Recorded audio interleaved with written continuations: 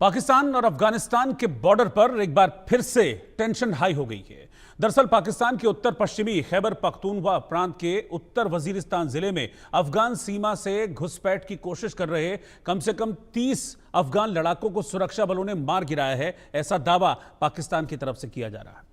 यह कार्रवाई हसन खेल इलाके में की गई। आईएसपीआर ने अपने बयान में कहा कि सीमा पर तैनात सुरक्षा बलों ने एक त्वरित और सटीक जवाबी कार्रवाई करते हुए 30 अफगान लड़ाकों को मार गिराया, जो अफगानिस्तान की ओर से पाकिस्तान में घुसने की कोशिश कर रहे थे, घुसपैठ की कोशिश कर रहे थे।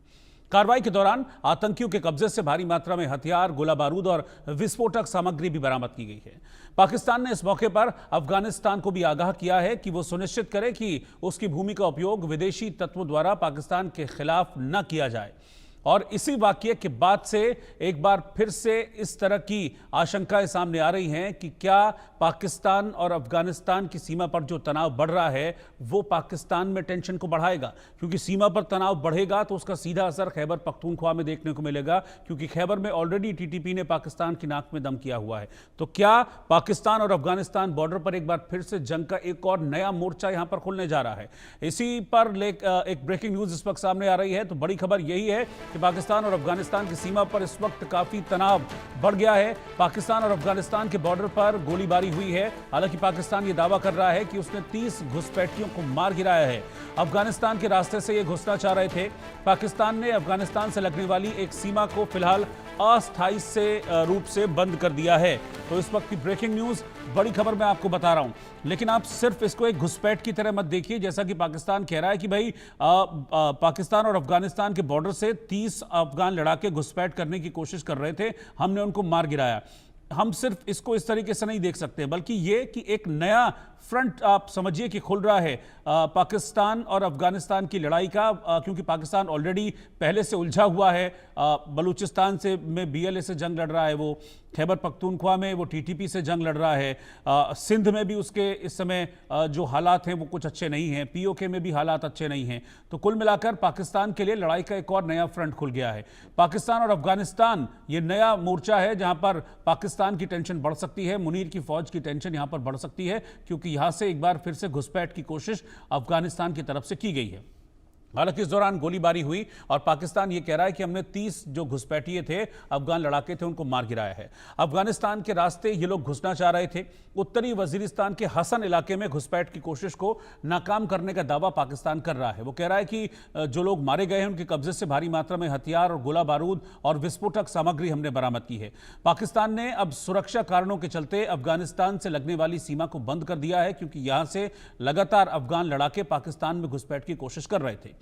एक प्रमुख सीमा को अस्थायी रूप से अगले आदेश तक बंद किया गया है। सीमा से लगे प्रांत में झड़पों के बाद गुलाम खान सीमा को फिलहाल बंद कर दिया गया है। उससे आवाजाही को पूरी तरीके से वहां पर रोक दिया गया है। तो क्या पाकिस्तान एक बार फिर से एक और नई जंग में, एक और लड़ाई में उलझने वाला है? क्या अफगानिस्तान एक बार फिर से इस तरह की कोशिश करेगा अफगान लड़ाके? क्योंकि तालिबान के साथ तो पाकिस्तान सरकार का, पाकिस्तान फौज का सीधा झगड़ा चलता है, सीधी झड़प चलती है। मेरे साथ दो खास मेहमान हैं। मेरे साथ लेफ्टिनेंट कर्नल रिटायर्ड जे सोडी साहब, सीनियर डिफेंस एक्सपर्ट, और रवि अरोड़ा जी, विदेश मामलों के जानकार, इस वक्त साथ में। आप दोनों का बहुत बहुत स्वागत है। कर्नल सोडी, पहले मैं आपके पास आ रहा हूं। कैसे आप इसको देखते हैं, क्योंकि ऑलरेडी टीटीपी ने वहां पर नाक में दम किया हुआ है पाकिस्तान के। हम देखते हैं हर दूसरे दिन, चौथे दिन खबर आती है कि टीटीपी और पाकिस्तानी फौज में झड़प। ये घुसपैठ जो कर रहे हैं अफगानिस्तान की तरफ से, ये टीटीपी के हाथ मजबूत करने के लिए ये घुसपैठ हो रही है, या एक और नया फ्रंट खुल रहा है पाकिस्तान के लिए मुसीबतों का? जय हिंद रोहित जी। जय हिंद सर। ये मेरा सौभाग्य कि मैं आपके न्यूज चैनल पर हूं और विख्यात को पैनलिस्ट के साथ हूं। 1893 में जब अंग्रेजों का भारत पे राज था और जब पाकिस्तान भारत का हिस्सा था, उस साल एक संधि साइन हुई अफगानिस्तान के अमीर अब्दुल रहमान खान और सर मोर्टियर डुरैंड, जो कि एक ब्रिटिश सेना के अफसर थे। दोनों के बीच में एक संधि साइन हुई जिसके तहत 2640 लंबी डुरैंड लाइन बनाई गई, जो बॉर्डर था तब का पूरा विशाल भारत और अफगानिस्तान के बीच। जब पाकिस्तान एक नए राष्ट्र के रूप में उभरा 1947 में, और जब उसके लिए बातचीत शुरू हो गई थी अगस्त 1947 से पहले, तब खैबर पख्तूनख्वा ने कहा कि वो पाकिस्तान के साथ नहीं रहना चाहता, वो भारत में रहना चाहता है। लेकिन अंग्रेजों ने ग्रेट गेम जो खेल रहे थे रशियन एम्पायर के साथ, उसके तहत उसने अंग्रेजों ने पाकिस्तान को एक नया देश उभरने के रूप में अनुमति दी। और जब पाकिस्तान एक नए देश के रूप में उभरा, तब खैबर पख्तूनख्वा के लोगों ने कहा हम भारत में तो विलय हो नहीं पाए, लेकिन अब हम अफगानिस्तान के साथ जाना चाहते हैं, हम पाकिस्तान में नहीं रहना चाहते हैं।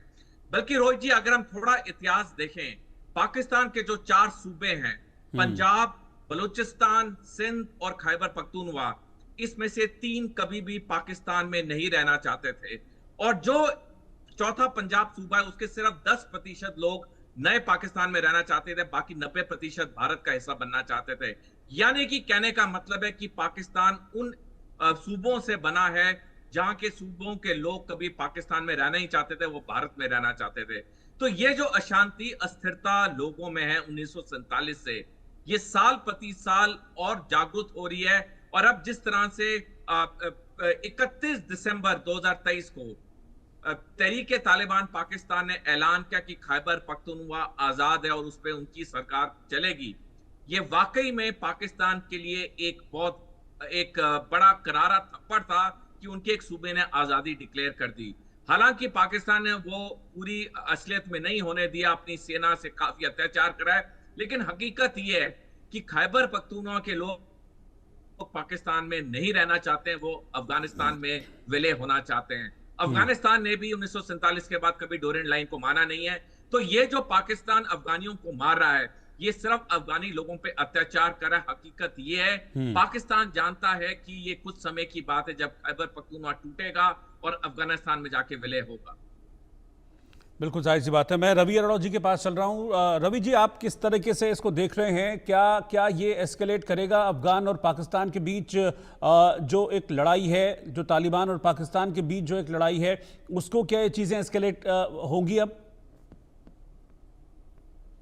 जी बिल्कुल। जब तालिबान ने अफगानिस्तान में सरकार बनाई थी तब पाकिस्तान बहुत खुश था, लेकिन मुझे लगता है जिस प्रकार से दुनिया भर में आतंकवाद परोसने वाला, आतंकवाद को रोजगार की तरह लोगों के अंदर बांटने वाला पाकिस्तान आज अपने ही कर्मों का फल भुगत रहा है।